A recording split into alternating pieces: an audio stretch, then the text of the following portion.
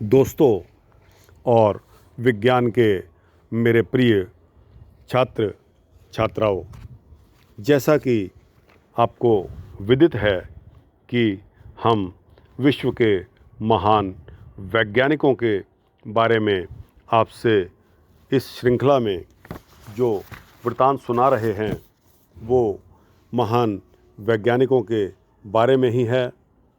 तो दोस्तों, आज इसी श्रृंखला में हम जो आपको वृतांत सुनाने जा रहे हैं वह है एक प्रसिद्ध नीग्रो वैज्ञानिक का, जिनका नाम जॉर्ज वाशिंगटन कार्वर है।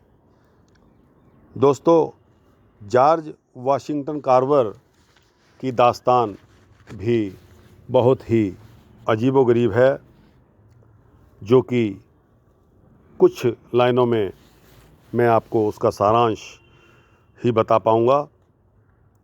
एक लंबे समय तक अमेरिका में गुलामी की प्रथा चलती आई थी, चूँकि अफ्रीका के हबशी या जिनको नीग्रो कहते हैं, मजदूरी के काम के लिए बहुत उपयोगी सिद्ध होते थे।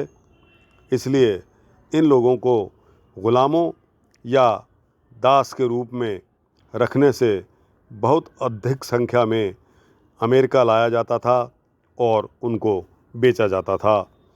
नीग्रो ग़ुलामों की कमी रहती थी, अतः रात में डाकू लोग ग़ुलामों को पकड़कर उठा ले जाते थे और अन्य दूसरी जगह पर अच्छे दामों में उनको बेच देते थे।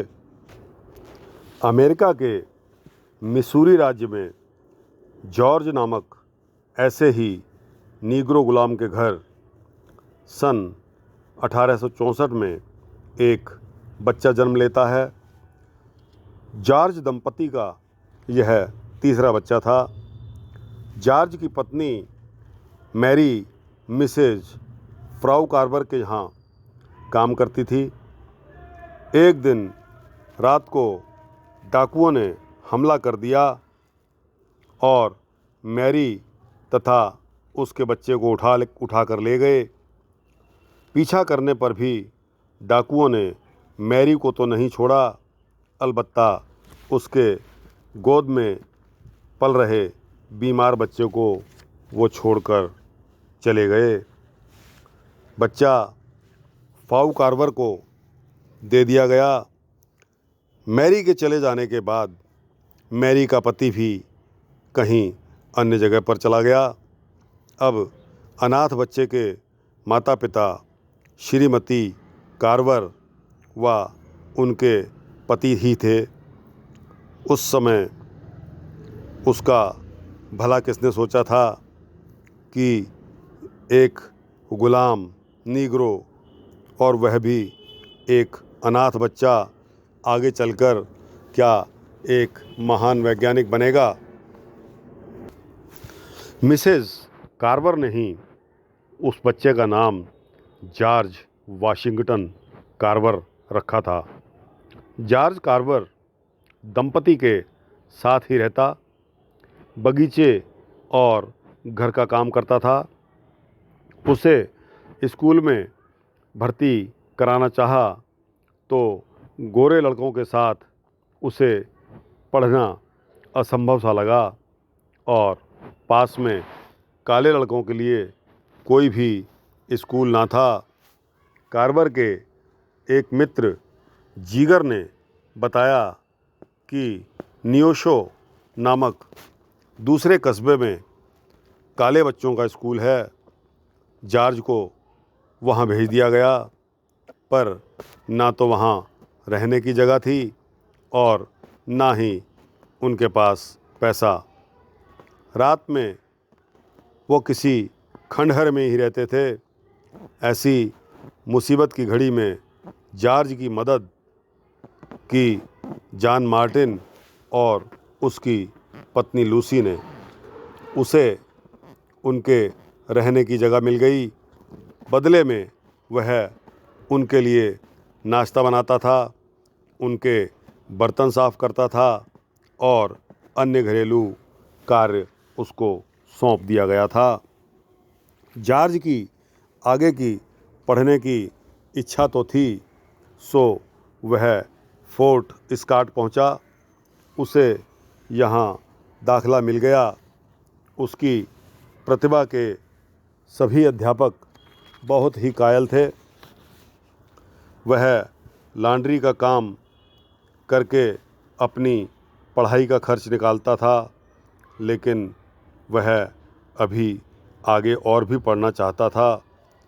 नीग्रो होने के कारण कॉलेज में प्रवेश उसके लिए बहुत मुश्किल था। उसने हिम्मत नहीं हारी। हाईलैंड यूनिवर्सिटी में उसको प्रवेश मिल गया और इसके साथ ही उसको छात्रवृत्ति भी मिलने लगी। पर यूनिवर्सिटी पहुंचने पर उसका प्रवेश निरस्त कर दिया गया, क्योंकि उसका नीग्रो होना आड़े आ गया। सौभाग्य से उसे सिम्पसन कॉलेज में प्रवेश मिल गया। उसे अब अपने भविष्य की चिंता थी। चित्रकारी और विज्ञान उसकी दो ही रुचियां थी, यही उसके विषय थे। सन 1881 में उसने सिम्पसन कॉलेज को छोड़ दिया और इयोवा स्टेट कॉलेज एम्स में विज्ञान विषय के साथ दाखला लिया। कठोर परिश्रम करने के बाद सन 1894 में उसने वहीं से बीएससी की। इसी बीच उसके 4 मित्र, जो कि अंतर्राष्ट्रीय कला के लिए चुन लिए गए थे और उनको प्रदर्शनी में जाना था, इससे इयोवा राज्य में उनकी प्रतिष्ठा और बढ़ गई। जॉर्ज का परीक्षाफल कॉलेज में सर्वोत्तम रहा, अतः उसी दिन वनस्पति विज्ञान के अध्यापक के रूप में उनकी नियुक्ति हो गई। फिर डॉक्टर बुकर टी वाशिंगटन के आग्रह पर Tuskegee normal and industrial institute for Negroes में वह अपनी नौकरी छोड़कर चले गए और वहाँ के आसपास की बेकार ज़मीन को खेती के योग्य बनाकर उसमें खेती की शुरुआत की और अपनी दम तोड़ती हुई भूखी जनता को प्राणदान दिया। अब तक कार्वर की ख्याति बहुत दूर दूर तक फैल चुकी थी। उन्हें बहुत अच्छी अच्छी नौकरियों के आमंत्रण भी मिलते रहे, पर वे दुखी जनों को छोड़कर अन्यत्र कहीं नहीं गए। वे गरीबों के लिए ही जिए और गरीबों के लिए ही मरे। 5 जनवरी 1943 को टस्केगी इंस्टीट्यूट में गुलामों, शोषितों का मसीहा उन्हीं के बीच सदा के लिए सो गया।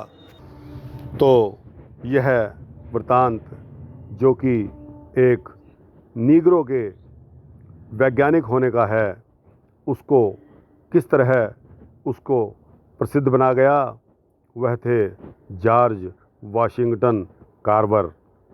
तो दोस्तों, हमारी पूरी उम्मीद है कि कोई भी श्रोता जो मेरे इस धारावाहिक के साथ जुड़ा हुआ है, विश्व के प्रसिद्ध वैज्ञानिक रत्नों के बारे में जो कोई भी इसको तन मन लगाकर सुन रहा है, मेरी उम्मीद है कि वह भी इन्हीं ग्रेट साइंटिस्टों, महान वैज्ञानिकों के बराबर ही बनेगा और संपूर्ण विश्व में अपना नाम रोशन करेगा।